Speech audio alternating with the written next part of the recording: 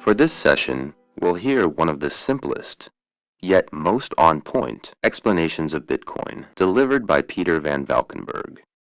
On October 11th, 2018, the U.S. Senate Committee on Banking, Housing, and Urban Affairs held an open hearing titled Exploring the Cryptocurrency and Blockchain Ecosystem, featuring testimony from Dr. Nouriel Roubini, NYU Stern, and Van Valkenburgh, Director of Research at Coin Center.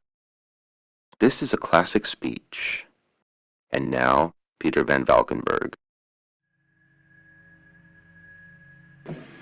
Chairman Crapo, Ranking Member Brown, members of the committee.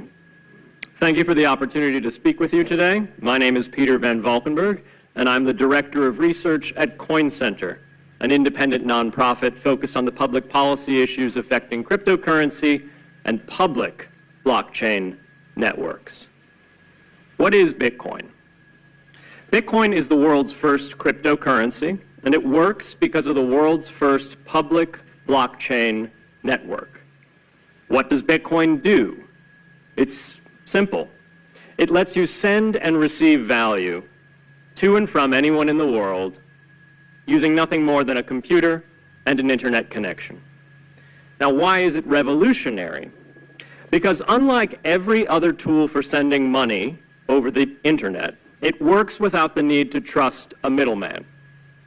The lack of any corporation in between means that Bitcoin is the world's first public digital payments infrastructure.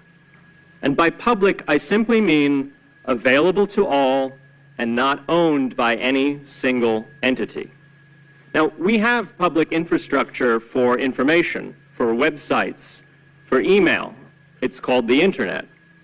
But the only public payments infrastructure that we have is cash, as in paper money. And it only works in face-to-face transactions. Before Bitcoin, if you wanted to pay someone remotely over the phone or the internet, then you could not use public infrastructure. You would rely on a private bank to open their books and add a ledger entry that debits you and credits the person you're paying. And if you both don't use the same bank, well, then there'll be multiple banks and multiple ledger entries in between.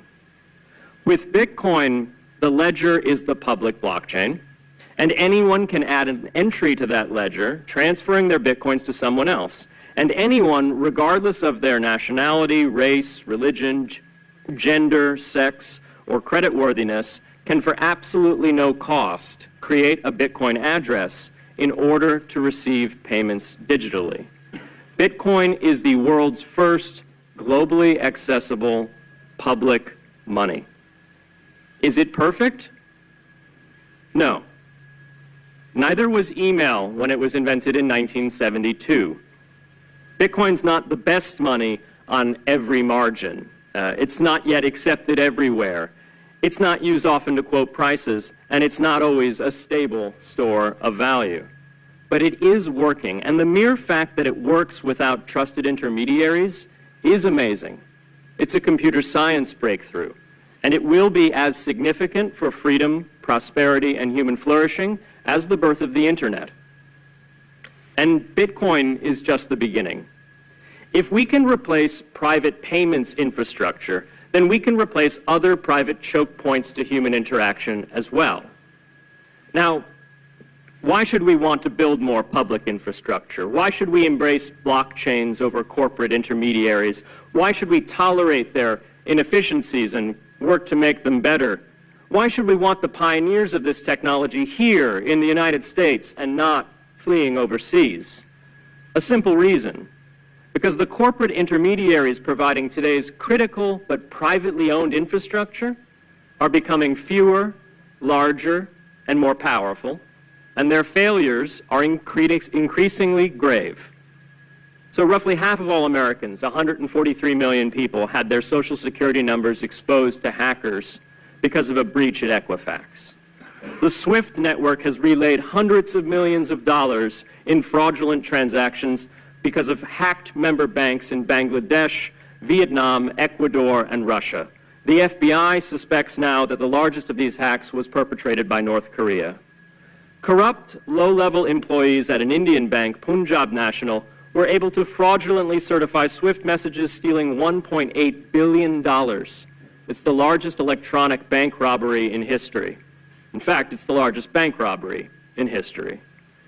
In October 2016, an estimated 1.2 million internet-connected devices were hacked and turned into a botnet that for several hours made prominent websites unavailable across Europe and North America, including CNN and Fox News, the New York Times, and the Wall Street Journal. Increasingly, physical machines are being connected to the internet to augment their capabilities. They're wired through servers that are owned and maintained by private and trusted intermediaries, the so-called Internet of Things. Pacemakers from St. Jude's Hospital have been hacked. Baby monitors from TrendNet have been hacked. And Jeeps from Jeep have been hacked to the point where they can be remotely commandeered and driven off the road. Now, those vulnerabilities are inescapable in systems that have single points of failure. It doesn't matter if the point of failure is a corporation or if it's a government. There shouldn't be a single point of failure. Similar choke points existed before the internet. If you wanted to deliver a message, you'd have to go through one of 3 television broadcasters or a handful of newspapers. Private corporations are essential, but no critical infrastructure should rely on 1 or 2. The internet removed single points of failure in communications infrastructure and ushered in a wave of competition among new media corporations building on top of its public rails. Blockchains can similarly disintermediate critical payments and IoT infrastructure. The technology is not yet ready to answer all of those questions today, but it is our best hope. And as with the internet in the 1990s, we need a light-touch, pro-innovation policy to ensure that these innovations flourish in America for the benefit and security of all Americans. And that concludes our broadcast of Peter Van Valkenburg's testimony. Simple, precise, and built to hold up over time. If this one sharpened your conviction, stay tuned for the next session, right here on Hopium Radio.